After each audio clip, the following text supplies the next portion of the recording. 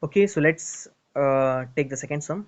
As the second sum, you have to try by yourself, and I will explain how to find the value of n, p, and q, and I will show the step for this part, whether we have to use the regular method or we have to use the shortcut method. Okay, first let's find the value of n, p, q, and I hope, as in the previous sum, I had explained the sum with the proper presentation. In that way only you have to present the sum in the board exam. Okay, and that story part please do write by yourself. Simply I will explain this sum, how to find the value of n, p, q. Okay, so now, as here it says that a coin is tossed 6 time, that means it is a value of n. What is the probability of getting a head? So you will write, you will start while writing what, let x denotes the number of heads, yes or no. The value of n is 6. The value of p will be what? You will write getting. Here clearly it is mentioned what? We have to find the probability of getting heads. So we'll take it as p, that means successful trials. So getting heads. So therefore p will be equal to what? As a coin is tossed for 6 times. So suppose if it tossed for 1 time.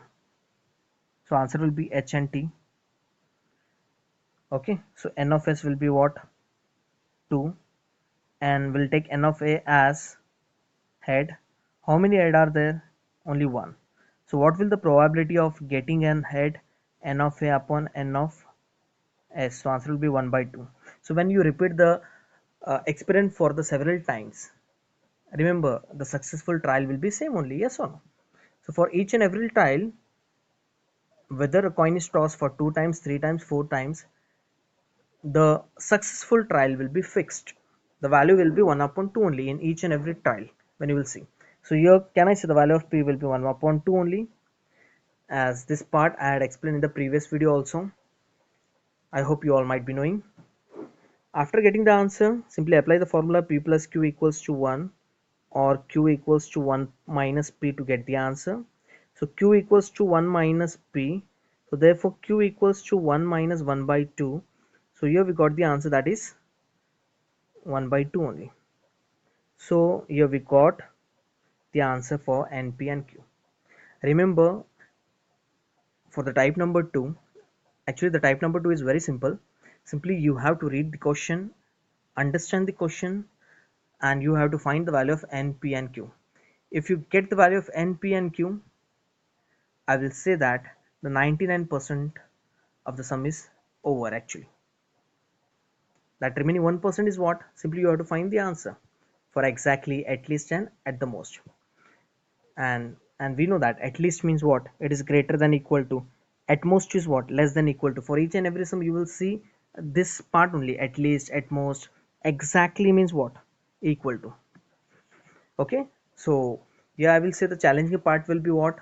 To guess the value, whether the particular number it is a value of n, yeah, it is a value of p, or it is a value of q. That is the challenging part here.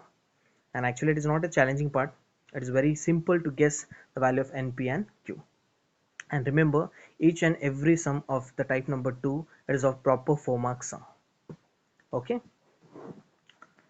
so now after finding this all the values, as I told that you will write x. Okay, this step, don't forget to write this step. Okay,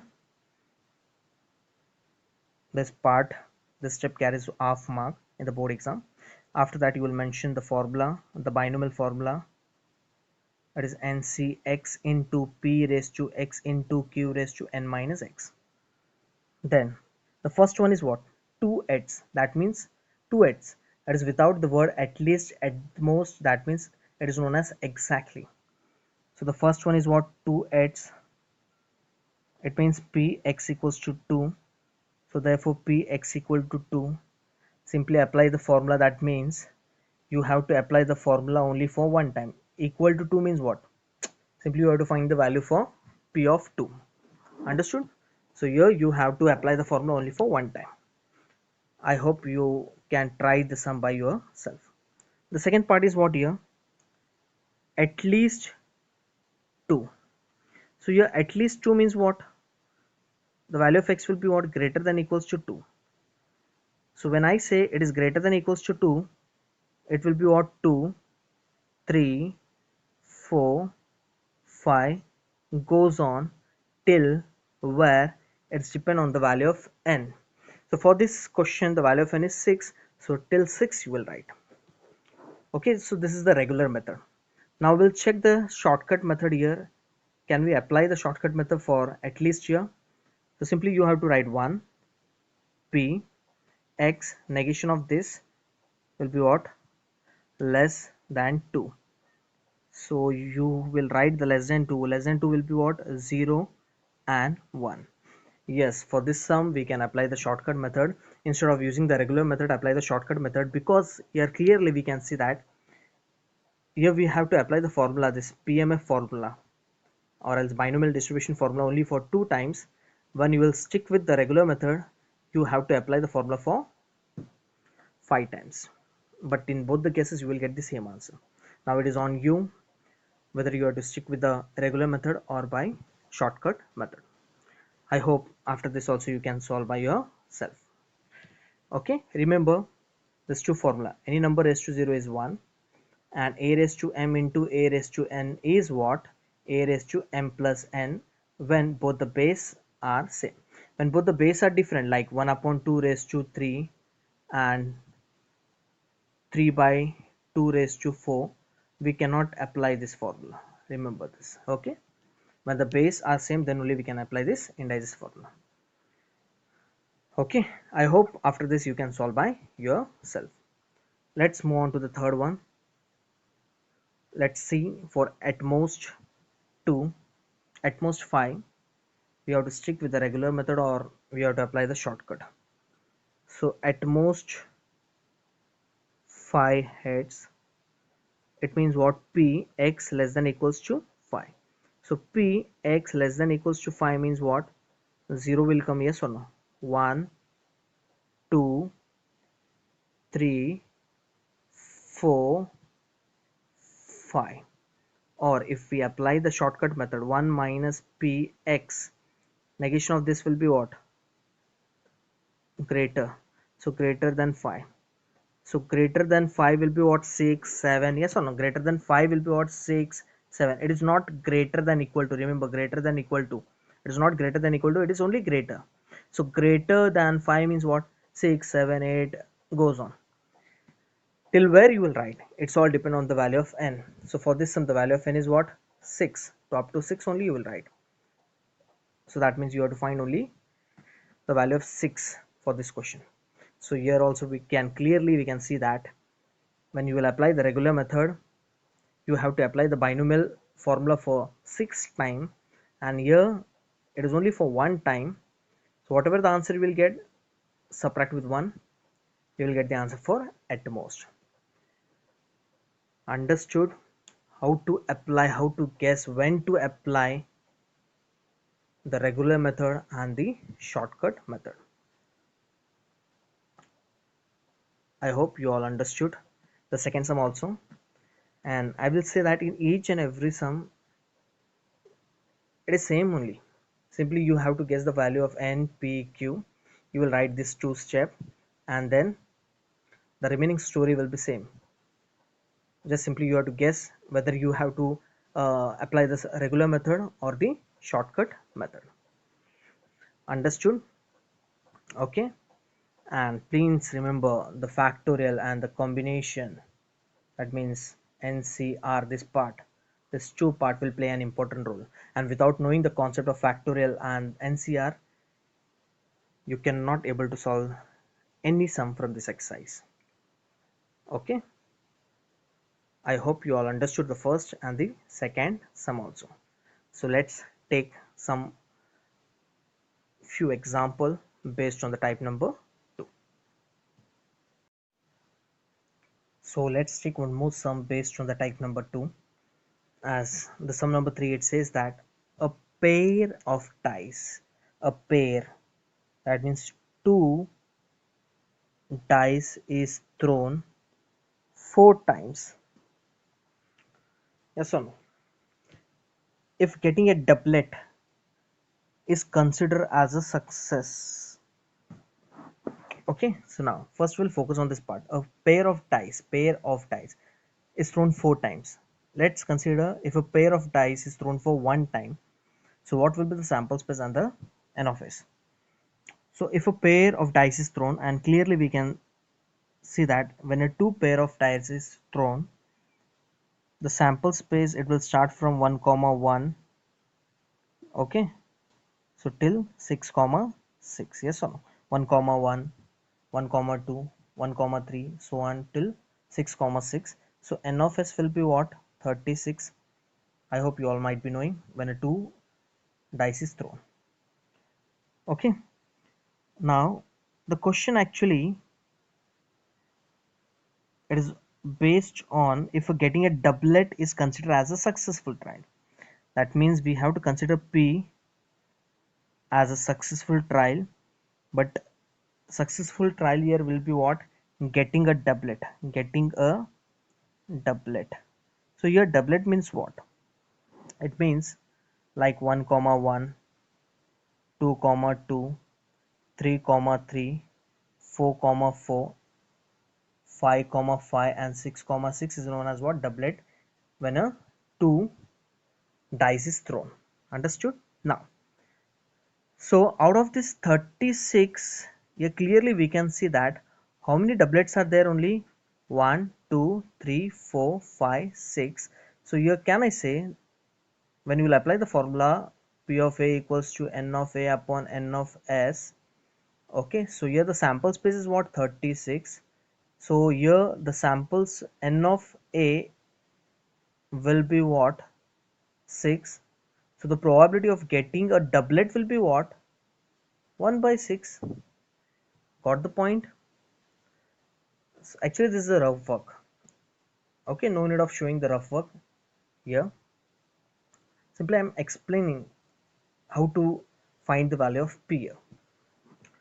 So as we know that a pair of dice is thrown for four times. When a pair of dice is thrown for several times, first we'll check for one time. So one time the sample space will be what? 36. Getting an doublet. Doublet means what? Out of 36, clearly we can see that there are 6 doublets. Doublets means on both the dice the number should be same. 1 comma 1, 2 comma 3, like that. Okay, so n of a will be what? 6. So when you will apply the formula P of a equal to n of a upon n of s, clearly we can see that the sample space is 36 and number of doublets are only 6. So probability will be what? 1 by 6. And here we took P as getting an doublet. So P will be what? 1 by 6. So here no need of showing this step. This is the explanation part, a rough work. So directly we can start with the step. Let X denote the number of times getting doublets. Okay, so therefore clearly we can see that P will be what? Here it is mentioned we have to consider P as successful. Basically successful trials are always P only, no? So getting a doublet, yes or no? So therefore P will be equal to what? As the number of sample space there are 36. Out of 36, how many doublets are there? 6. In this way also you can find. Just check for n of s. N of s will be what? For 2 dice it will be 36. And how many doublets are there? 6. So answer will be what? 1 by 6. Okay. So the value of P will be what? 1 upon 6. When you repeat the experiment for several times, like for 2 times, 3 times, 4 times, 5 times, still then also the successful trial, the value of P will be same. Okay, as I had explained in the previous video, the value remains same whenever the experiment repeat for several times. The value of successful trials will be same in each and every case. So after finding the value of p, we'll find the value of q. So p plus q equals to 1, or using q equals to 1 minus p. So therefore q equals to 1 minus p. So therefore q equals to 1 minus 1 by 6. So therefore q will be what? 5 by 6. And the value of n will be what? Clearly we can see that 4 times means what? The value of n. So here we got the value of n also. Okay, so after getting all the values, you will write this step: x, b, n equals to 4 and p equals to 1 by 6. Then we'll write the formula: x equals to x, ncx, p raised to x, q raised to n minus x. So instead of using the formula again and again, so we'll write the formula only for one time. Okay, so now we'll check what exactly we have to find. We have to find the probability of two success. Here we have to find the probability of two success, that two successes is without the word at least and at most. That means this part actually it is known as exactly. Two successes means what? Exactly. So we have to find the answer for two successes. So that means it is a value of 2, because here the 2 it is without at least and at most. Whenever that number is without at least and at most, remember that it is known as exactly. So therefore p x equals to 2. So we'll apply the formula. N is what? 4. X is what? 2. P is what? 1 by 6. X is what? 2. Q is what? 5 by 6. N minus x, 4 minus 2, that is 2. That's all. Okay, as we know that this we can write 2 into 1, and this we can write as 4 into 3. 1 square is 1. 6 square is what? 36. 5 square is what? 25. 6 square is what? 36. Understood? So after this, simply we'll cancel this number, as here the connection is what? Multiplication. So we can cancel the numerator and denominator part. 2 ones are 2, 2s are 2, 3s are 6. So this will be 6 6 are 36. So we left with what? 25 ones are 25. Here we left with 6 into 36. So 25 will be same, and 6 36 are, it is 216. This is odd and even number, so I guess you cannot cancel this number further. So the final answer will be what? 2 upon 25 upon 216. So in this way you have to present your sum in the board exam. I hope you all understood the concept of type number 2 as well as the sum based on the type number 2. As in this video lecture we saw three sums. Okay, one was based on dice. When a dice is thrown, that means a single dice is thrown. We saw second sum based on coin, and this sum was based on when a two dice is thrown. Okay, and in the next lecture we'll take some few more example based on the type number 2. Okay, till then, goodbye. See you in next lecture.